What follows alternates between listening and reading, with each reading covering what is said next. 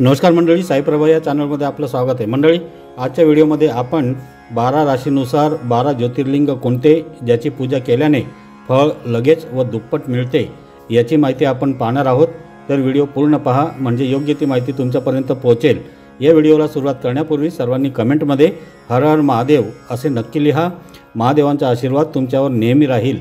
तुम्ही जर आपल्या चॅनलवर नवीन असाल आणि अजूनपर्यंत चॅनलला सबस्क्राईब केलेलं नसेल तर पटकन सबस्क्राईब जरूर करा। तर मंडळी, हिंदू धर्मात 12 ज्योतिर्लिंगांचा उल्लेख आहे जेथे केलेली उपासना मनुष्याला नश्वर जगाच्या दुःखांपासून मुक्त करते आणि त्याला मोक्ष प्राप्त करण्यास मदत करते।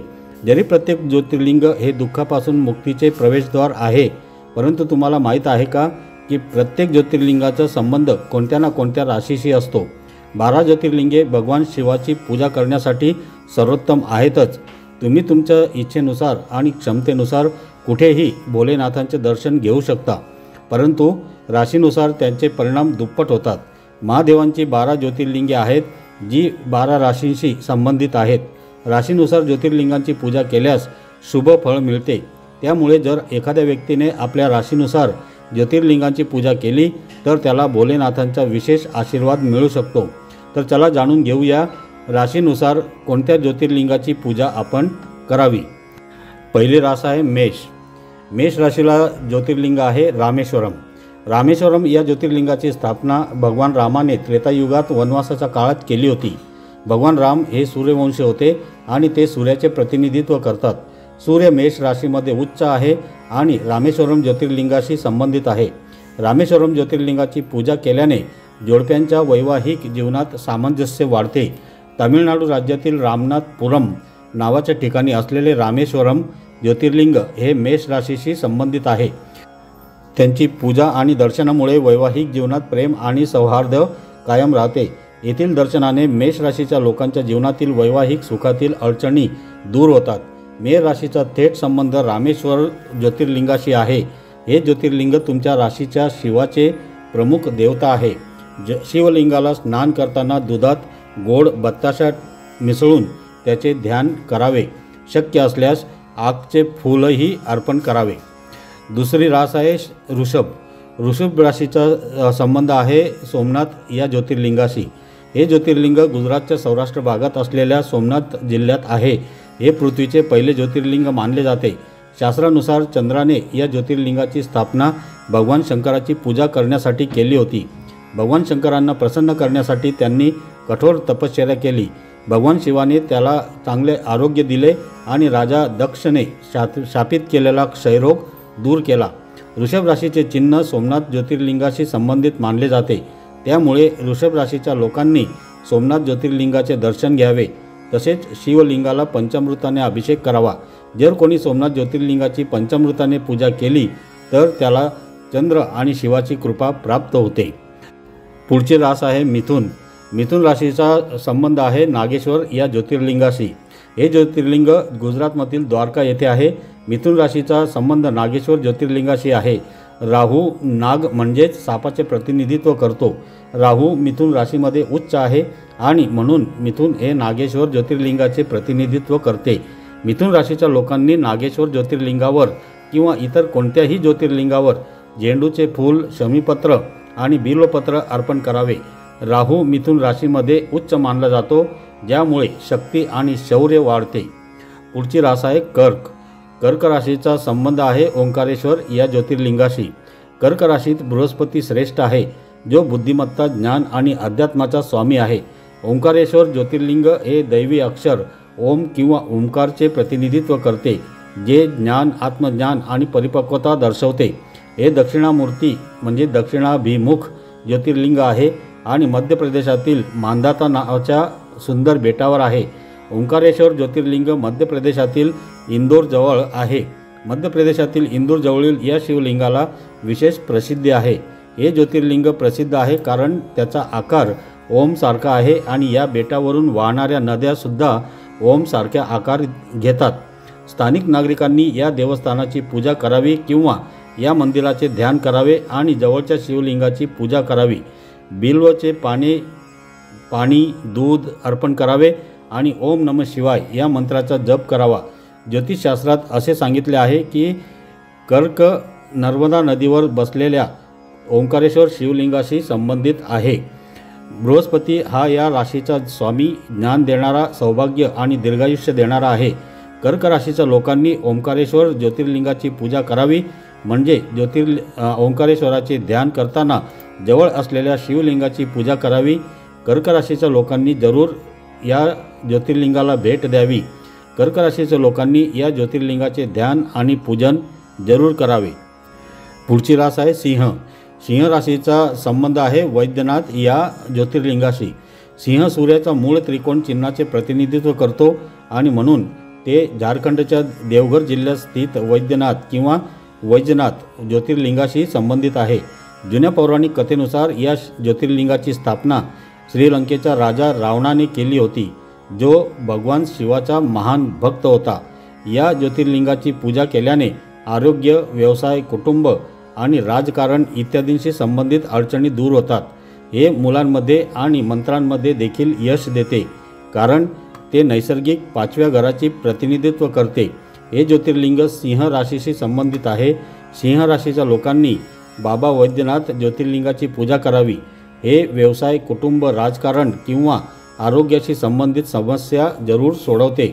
सिंह राशीच्या लोकांसाठी हे शुभ आहे, ज्यांच्या आशीर्वादाने साधकाला शारीरिक आणि मानसिक वेदनांपासून मुक्ती मिळते। पुढची रास आहे कन्या। कन्या राशीचा संबंध मल्लिकार्जुन या ज्योतिर्लिंगाशी आहे। मल्लिकार्जुन ज्योतिर्लिंग आंध्र प्रदेशात स्थापित आहे। हे शिवलिंग कृष्णा नदीच्या काठी श्रीशैल नावाच्या पर्वतावर आहे। कन्या राशीचे लोक मल्लिकार्जुन ज्योतिर्लिंगाशी संबंधित मानले जातात। या राशीचा स्वामी वाणी आणि बुद्धीचा दाता बुध आहे। या राशीमध्ये बुध वरचा आहे। वाणी, व्यवसाय, शिक्षण इत्यादींचा आशीर्वाद मिळविण्यासाठी कन्या राशीच्या लोकांनी मल्लिकार्जुन ज्योतिर्लिंगाची पूजा करावी। त्यामुळे कन्या राशीच्या लोकांनी मल्लिकार्जुन ज्योतिर्लिंगाची पूजा जरूर करावी। या राशीच्या लोकांनी दर सोमवारी मल्लिकार्जुनाची पूजा आणि ध्यान करावे। सौभाग्य जरूर वाढते। कन्या राशीच्या लोकांनी मल्लिकार्जुनाची पूजा केली तर त्यांना नक्कीच शुभ फळ मिळते। पुढची रास आहे तुला। तुला राशीचा संबंध महाकालेश्वर या ज्योतिर्लिंगाशी आहे। महाकालेश्वर ज्योतिर्लिंग मध्य प्रदेशातील उज्जैन येथे आहे। हे एकमेव दक्षिणामुखी ज्योतिर्लिंग आहे। असे मानले जाते की एकदा एखाद्या व्यक्तीने महाकाल या ज्योतिर्लिंगाचे दर्शन घेतले की त्याला अकाली मृत्यूची भीती नसते। ज्योतिषशास्त्रानुसार तुळ राशीचा संबंध उज्जैनमध्ये असलेल्या महाकालेश्वर ज्योतिर्लिंगाशी आहे। तुळ राशीमध्ये शनी उच्च दर्जाचा असतो। शनीचे दुसरे नाव काल असे आहे। तुळ राशीच्या लोकांनी अद्भुत आरोग्याचे वरदान मिळवण्यासाठी महाकालेश्वर ज्योतिर्लिंगाची पूजा करावी। तुळा हे शनिदेवाचे स्थान मानले जाते, ज्याद्वारे मनुष्याला ज्ञान, न्याय आणि त्याग प्राप्त होतो। तुळ राशीच्या लोकांनी महामंत्राचा जप करून शिवाची पूजा करावी। तुळ राशीच्या लोकांनी महाकालेश्वराचे ध्यान करताना ओम नमो भगवते रुद्राय या मंत्राचा जप केल्यास त्यांना कधीही अकाली मृत्यूची भीती वाटत नाही। ज्योतिषशास्त्रानुसार तुळ राशीच्या लोकांनी सोमवारी संपूर्ण महाकालेश्वराचे ध्यान करून आपल्याजवळ असलेल्या शिवलिंगाची पूजा जरूर करावी। पुढची रास आहे वृश्चिक। वृश्चिक राशीचा संबंध घृष्णेश्वर या शिवलिंगाशी आहे, या ज्योतिर्लिंगाशी आहे। वृश्चिक राशीच्या लोकांनी महाराष्ट्रातील औरंगाबाद येथे असलेल्या घृष्णेश्वर ज्योतिर्लिंगाची पूजा करावी।